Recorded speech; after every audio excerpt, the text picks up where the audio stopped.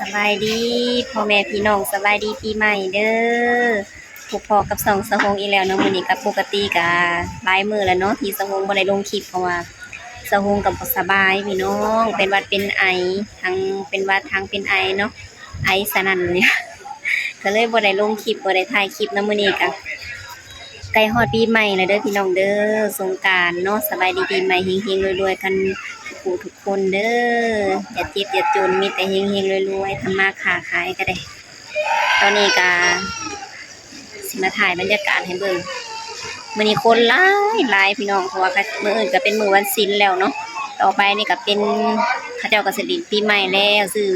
ของอยู่แนวกินไปไปฉลองปีใหม่กันเนาะพี่น้องเนาะคนที่มาแต่กรุงเทพกรุงไทยเนาะก็หลายพอสมควรพี่น้องคือว่าหลายเนาะเพราะว่านี่ก็คนก็หลายอยู่แต่สูมื้อนี้บ่ได้มื้อนี้คนหลายแฮงอีหลีพี่น้องทางหลังหลายเดี๋ยวสิรีวิวให้เบิ่งอัปเดตให้เบิ่งแต่ละเทื่อละเล็กละน้อยเนาะก็คือสุดเครื่องอันนี้นะสิมารีวิวเครื่องที่ว่าสังฆทานหรือว่าสักอนิจจาเนาะอยู่ลาวก็สิเอิ้นคือบางอันก็เอิ้นคือกันบางอันก็เอิ้นบ่คือกันเนาะพี่น้องก็คือสะพงได้ขายไปก็ประมาณสุดก่อนน่ะ3มื้อวานนี่ก็3เป็น6เนาะมื้อเช้านี่2เป็น8แล้ว2 4 6 8แล้วเนาะ8สุดแล้วอันนี้ก็คือเฮ็ดใหม่เนาะพี่น้องเฮ็ดใหม่ตลอดเฮ็ดไว้เทื่อละ5สุด6สุดก็ใกล้สิเบิดแล้วก็เฮ็ดเนาะวงนึงนี่ก็เฮ็ดแล้วได้ยังเนาะนี่ผู้ใดอยากได้สังฆนิจจาหรือว่าสังฆทานเนาะซื้อได้ใส่ยังน้องแม่คือครีมทาหน้าแม่ครีมยังละเบิ่งเอาไหมคนพี่น้องคนหลายเปิดเพลงนำเนาะสะพงกระถ่ายได้บ่หลายถ่ายได้เท่าละน้อย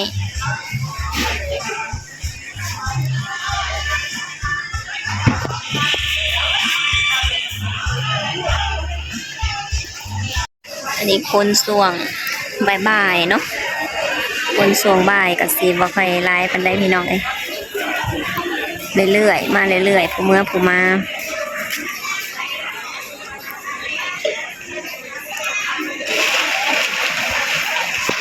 ทางนั้นก็สิแปลงไพ่ตอนนี้ไพ่ดับพี่น้องอันนี้ก็เป็นเสือปีใหม่สงกรานต์เสือเด็กน้อยเป็นตะแพงสุดก็ได้ใส่หนุ่งเย็นทางนี้ก็หางกระเปิดนะคนหนึ่งนี่ดับเบิดไฟดิดับอีกแล้ว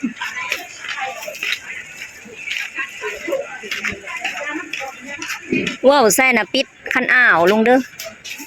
ปิดอันนั้นลงสวิตปิดอันนั้นลงย่านตั้งแต่บัดไฟมามันแห้งเนาะเท่านี้ก็ดับอีกแล้วคนละสายบ่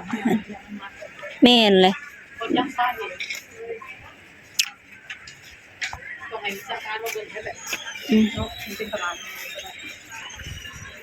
้องพี่น้องมื้อนี้ก็คนก็หลายหั่นแหละแต่ว่าสวงก็บ่ได้อัปเดตให้เบิ่งเนาะค่าแต่ขายเครื่องเฮ็ดนั่นเฮ็ดนี่แล้วก็บ่ได้อันนี้คือตอนค่ำเนาะค่ำแน่แล้วประมาณ5 โมงครึ่งแล้วพี่น้อง5 โมงแรงแล้วเนาะข้างนอกก็บ่มีแดดแล้วเริ่มค่ำแล้วป้าแม่ค้าก็เก็บเครื่องเก็บของสิมื้ออะไรพี่น้องขายมื้อหน้ามาใหม่พุ่นน่ะมื้ออื่นมาใหม่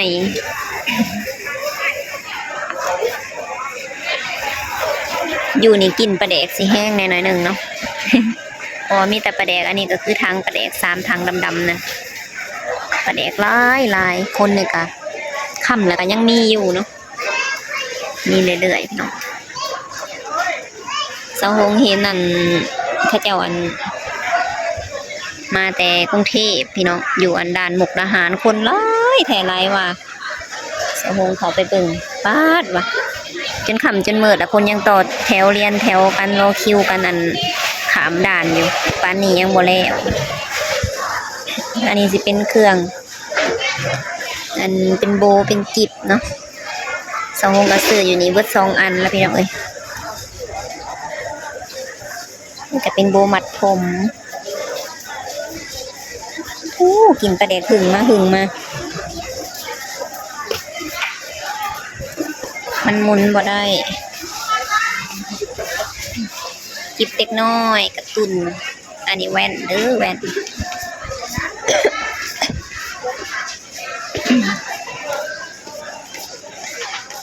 เบิ่งสะหงสิลองก่อนขอลองของเราเลยสิลองก่อนโอ้เท่แท้วะโอ้ยดังบ่มีมันรุด ดังเมโพดแล้วมันรุดลงหลุมนี่นะ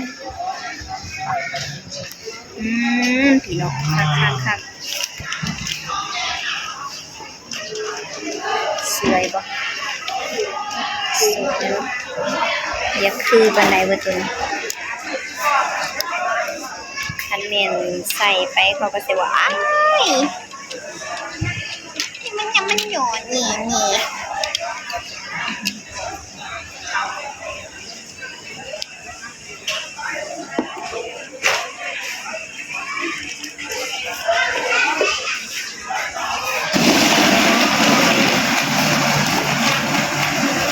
ตัวนี้ก็เท่อยู่เนาะ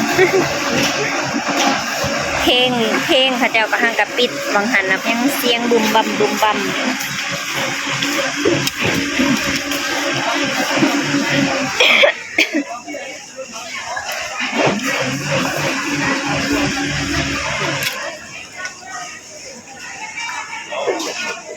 โอ้ยตัวนี้แหงคักเพาะ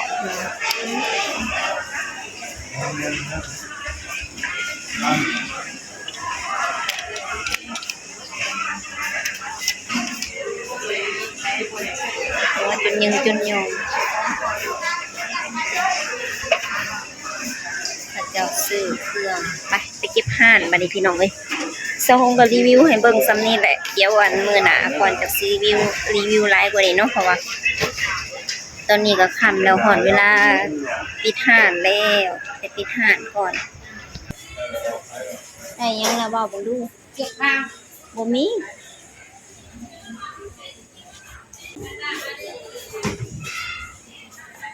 หนามันได้สับหนาเบิดมือ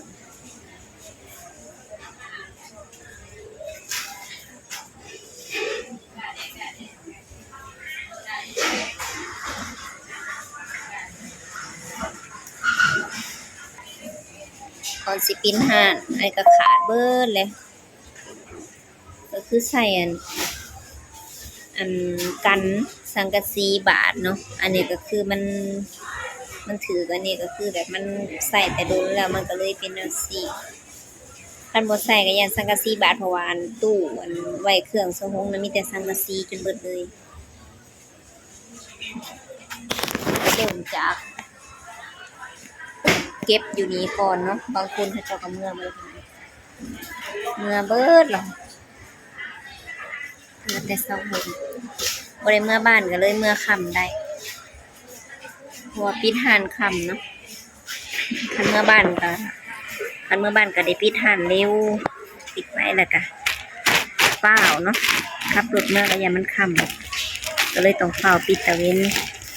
คันเมื่อได้บ่ได้เมื่อก็ปิดซ่าได้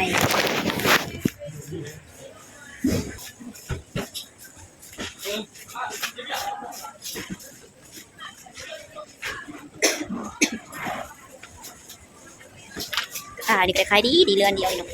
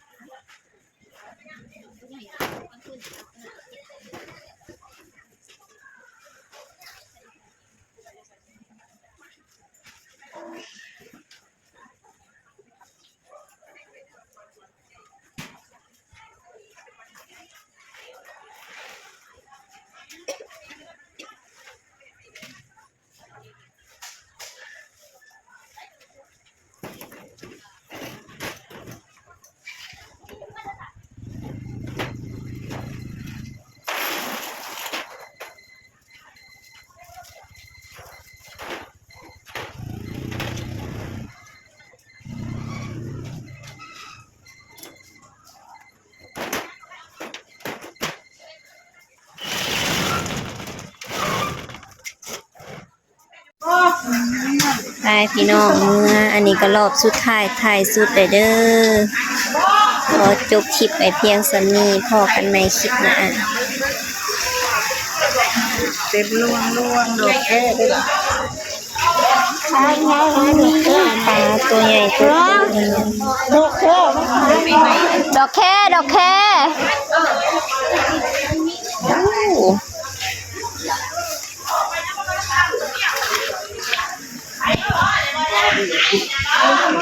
จุ่ม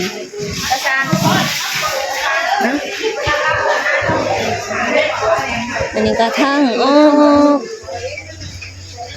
พี่น้องมื้ออื่นวันศีลวันพระโอ้โหว่าสิได้ลงบ่เนาะน่ะสิบ่ได้ลงเพราะสะโฮก็ยังไอมีอาการองไออยู่ เว้ายังหน่อยหนึ่งแล้วก็อยากไอสำออยคักเนาะไปตอนอยู่ในน่ะมืดพอออกมาแล้วเราบ่ได้มืดปานใดใครแต่เฮือนป่ากับบ่ไกลเนาะบ่อนเลยรถขาวๆไปหน่อยหนึงแล้วก็ฮอดแล้วพี่น้องย่างประมาณ2 นาทีนี่แหละ